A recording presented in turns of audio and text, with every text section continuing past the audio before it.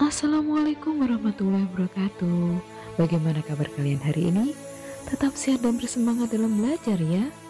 Kali ini kita akan belajar tentang alur perjalanan dakwah dan cara-cara dakwah Islam di Nusantara dalam materi kehadiran Islam mendamaikan bumi Nusantara. Indonesia dikenal sebagai negara dengan penduduk muslim terbesar di dunia. Padahal jika kita melihat sejarah lahirnya agama Islam yang dibawa para nabi, Nusantara tidak begitu dikenal. Namun berkat kegigihan para dai dan ulama, perkembangan Islam di Nusantara begitu pesat sampai saat ini.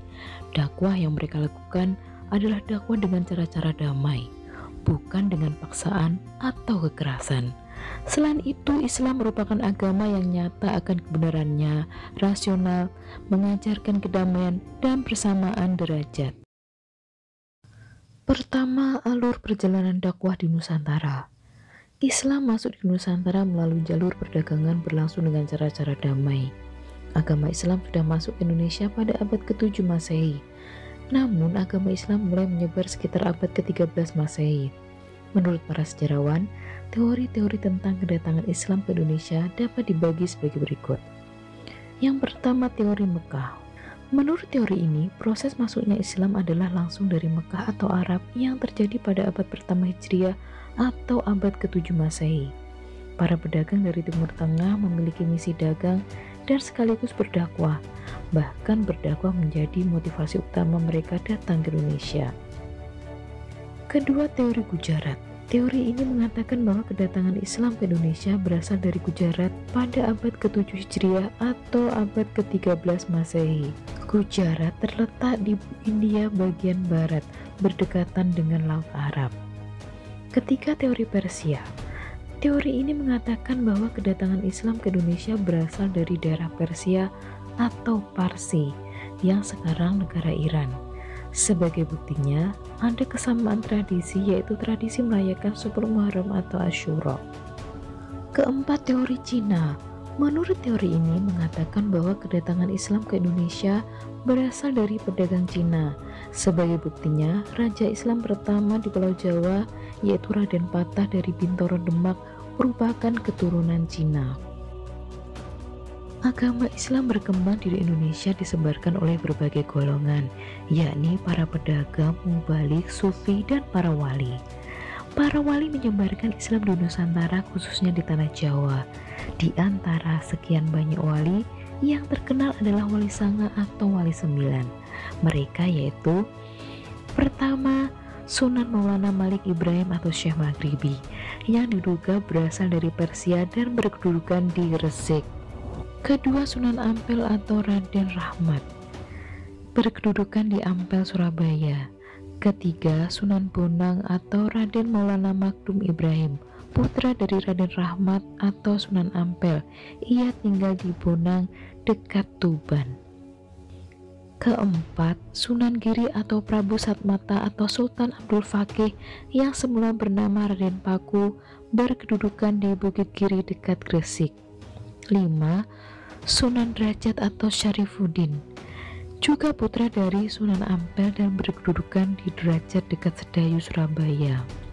Keenam, Sunan Gunung Jati atau Syarif Hidayatullah atau Syekh Nurullah, berasal dari Pasai sebelah utara Aceh, yang berkedudukan di Gunung Jati, Cirebon. 7. Sunan Kudus atau Ja'far Shadiq, putra dari Raden Utsman Haji yang bergelar Sunan Ngandung di Jipang, Panolan, berkedudukan di Kudus. 8. Sunan Kalijaga, nama aslinya Raden Mas Syahid. Beliau adalah putra Tumenggung Wilatikta, Bupati Tuban, yang berkedudukan di Kadilangun dekat Demak. 9. Sunan Muria atau Raden Umar Said, adalah putra dari Sunan Kalijaga, berkedudukan di Gunung Muria, Kudus. Kedua, cara-cara dakwah di Nusantara. Para dai dan mubalik menyebarkan Islam di Nusantara dengan cara-cara sebagai berikut. Yang pertama, perdagangan. Proses penyebaran Islam melalui jalur perdagangan dilakukan oleh para pedagang Muslim pada abad ke-7 sampai pada abad ke-16 Masehi. Para pedagang tersebut berasal dari Arab, Persia, dan India. Para pedagang muslim menggunakan kesempatan itu untuk berdakwah menyebarkan agama Islam. Banyak para pedagang muslim yang singgah dan bertempat tinggal di Indonesia. Lambat laun, tempat tinggal mereka berkembang menjadi perkampungan muslim. Kedua, perkawinan.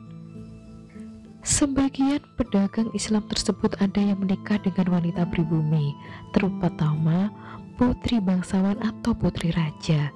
Dari pernikahan itu mereka mendapatkan keturunan. Disebabkan pernikahan itulah banyak keluarga bangsawan atau raja masuk Islam, sehingga para pedagang tersebut menetap dan membentuk perkampungan muslim yang disebut Pekojan. Ketiga, pendidikan.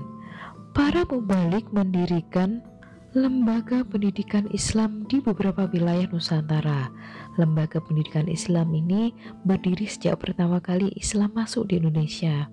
Salah satunya adalah pondok pesantren. Di pondok pesantren inilah berlangsung pembinaan, pendidikan, dan kaderisasi bagi calon kiai dan para ulama. Setelah menamatkan pendidikan pesantren, mereka kembali ke kampung halaman masing-masing untuk menyebarkan Islam. Melalui cara inilah Islam terus berkembang menyebar ke daerah-daerah yang terpencil. Keempat, hubungan sosial. Para mubalik yang menyebarkan Islam di Nusantara pandai dalam menjalin hubungan sosial dengan masyarakat. Mereka yang telah tinggal menetap di Nusantara aktif membaur melalui kegiatan-kegiatan sosial di masyarakat. Yang kelima, kesenian. Sebelum Islam datang, kesenian dan kebudayaan hidup Buddha telah mengakar kuat di tengah-tengah masyarakat. Kesenian tersebut tidak dihilangkan, tapi justru digunakan sebagai sarana dakwah, baik pada seni bangunan, seni pahat, seni ukir, seni tari, seni musik, dan seni sastra. Hal ini bisa dilihat dari bangunan masjid, ukiran-ukirannya, berbagai seni musik gamelan dengan syair Islami, rebana, pagelaran wayang, dan lainnya. Nah, sekarang kalian paham kan tentang alur perjalanan dakwah dan cara-cara dakwah Islam di Nusantara? Sekian, semoga bermanfaat. Insya Allah bertemu lagi di bagian kedua kehadiran Islam di Nusantara, tentang kerajaan-kerajaan Islam di Nusantara. Wassalamualaikum warahmatullahi wabarakatuh.